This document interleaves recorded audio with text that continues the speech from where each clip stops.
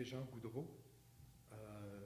Je ne vous parlerai pas en termes de culture, malgré qu'il y ait un changement. C'est vrai qu'il y a un changement de culture à faire au niveau de l'ensemble de la population sur la vision du bois.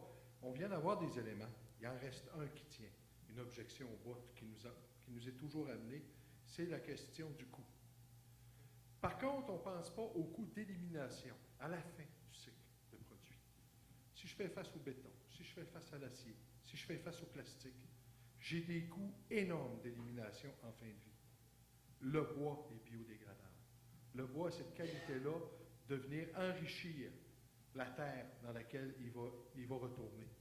À ce propos-là, lorsqu'on fait le total des coûts pour notre société, lequel est le moins cher?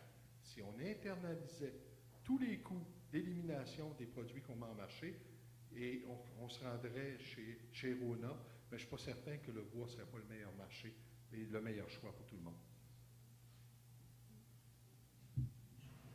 Merci beaucoup. Monsieur qui fait sa deuxième tentative d'approche vers le micro. Il est tout prêt. Il le baisse et parle. Moi, Présentez-vous, s'il vous plaît. Sylvain Tremblay. J'ai deux questions. J'en ai une pour M. Dallaire. On parle beaucoup de bois. Là. Est-ce que, d'une part, cette œuvre-là aurait pu être totalement en bois?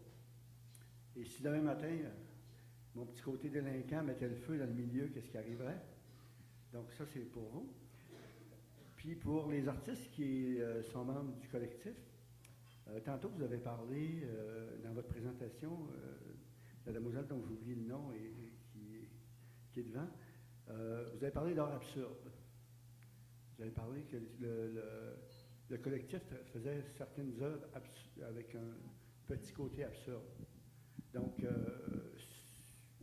voudrais juste qu'on précise un petit peu qu'est-ce qu'on voulait dire par cette pensée-là. Ben, peut-être que je pourrais répondre rapidement à la première partie de la question, savoir est-ce que ça aurait pu être tout fait en bois? Ma réponse est oui, ça aurait pu être tout fait en bois. On aurait pu faire une structure de bois interne qui aurait supporté l'extérieur, la spirale. Mais dans ce cas-là, les éléments de support auraient dû être de dimension relativement considérable pour supporter le reste, et ça aurait pu peut-être prendre la place que la spirale devrait prendre normalement en espace, si on veut. Et ça aurait fort probablement contribué à mettre un peu moins en évidence cette spirale-là. Pour la durabilité, évidemment, si on avait utilisé une structure interne en bois, il aurait fallu évidemment protéger quand même le bois au niveau du sol. Il aurait quand même fallu construire des socles en béton. Si on avait enfoncé le bois dans le sol, c'est à l'endroit où il est le plus vulnérable, lorsqu'on met le bois au niveau du sol. Donc, nécessairement, moi, je considère que l'utilisation d'une structure légère comme celle-là, en acier, était pour moi la mieux appropriée pour faire l'œuvre au total. Et quant à la possibilité que ça puisse brûler, bien, l'arbre va brûler aussi, puis l'acier va se détériorer, va se tordre sous l'effet de la chaleur, et ça ne durera pas plus longtemps que le bois va durer. Ce qui n'arrivera pas en passant.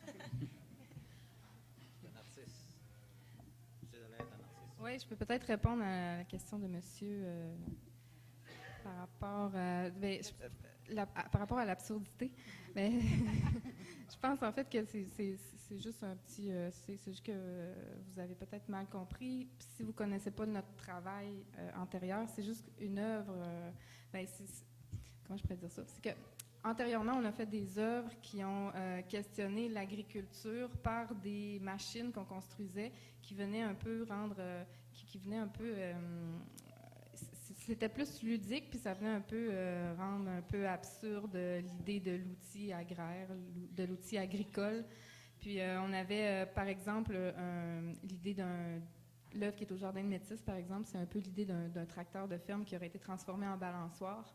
Donc, les gens se balancent dans cette immense balançoire-là qui sème des grains d'orge sur un champ de chaque côté de la balançoire. Et en fait, les gens sèment des grains et le champ ne se cultive pas, donc ils sèment, puis les grains s'accumulent. Donc, on sème et on gaspille des semences jusqu'à ce que ça devienne absurde, là, puis jusqu'à épuisement des stocks, mais les stocks ne s'épuisent jamais. Donc, on a des montagnes de grains, finalement, à la fin de l'été, de chaque côté de la balançoire, puis les semences poussent quand même à travers tout ça. Donc, on a rendu un peu l'agriculture comme un jeu et proche même de l'absurdité. C'est un peu dans ce sens-là que... Peut-être aussi que je préciserais, en fait, si on peut généraliser notre travail, c'est que on est un peu... le collectif est souvent impressionné ou fasciné par... fasciné par ce que nous, en tant qu'hommes, en tant qu'humains, on est capable de produire pour arriver à façonner tous nos territoires, tous nos terres. Ils sont rares, les paysages ou les territoires ici qui... là, on parle en pointant l'agriculture, mais en fait, CEDU40 a vraiment ouvert l'idée du territoire en général. Puis si on regarde ce qui nous entoure, les territoires qui ne sont pas façonnés par l'homme sont rares. Et puis, en étant... fasciné par ces machines-là qu'on est capable de construire, qui façonnent des paysages et des terres, on a décidé de prendre l'outil, justement, un peu comme ici, au niveau de la dalle, de prendre l'outil en symbole. Comme Denis tout à l'heure parlait, l'idée du monolithe. En fait, ici, on n'a pas fait un socle de Damas Boulanger, en fait, pour symboliser les fondations de la ville. Nous, on a focusé sur l'outil qui a permis la construction d'un territoire. Même chose pour les autres projets qu'on a faits. De là, l'absurdité, parce que en mettant notre focus sur l'outil, en fait, on peut travestir l'outil puis lui donner 1001 possibilités de travail. Donc, si on parle de l'outil qui est au Jardin de Métis, si on parle de l'outil qui est au 400e de Québec, l'outil à Orange, c'est tous des outils qui tournent un petit peu à vide, en ce sens qu'ils ont des territoires restreints, puis souvent, à la fois de façonner un territoire, ils en détruisent un. Donc, c'est des machines qui travaillent à l'absurde un petit peu, mais qui, souvent, quand on parle d'absurde, on oublie le sens qu'il y a derrière tout ça. Puis, justement, nous, étant donné que c'est l'idée d'un territoire qui se façonne, se détruit et se façonne, l'absurdité prend tout son sens, parce que en fait, l'histoire de l'humanité, c'est un petit peu ça, sans vouloir aller trop loin, mais c'est que sans relâche, en fait, un territoire se balaie, se reconstruit, se balaie, se reconstruit.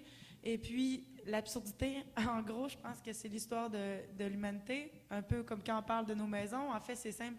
C'est plus simple de construire une maison en plastique qui va faire 40 ans, qu'on puisse la déconstruire et en reconstruire un autre, plutôt que de travailler plus fort, en faire une peut-être en bois qui va tolérer 100 ans, 150 ans, 200 ans et plus.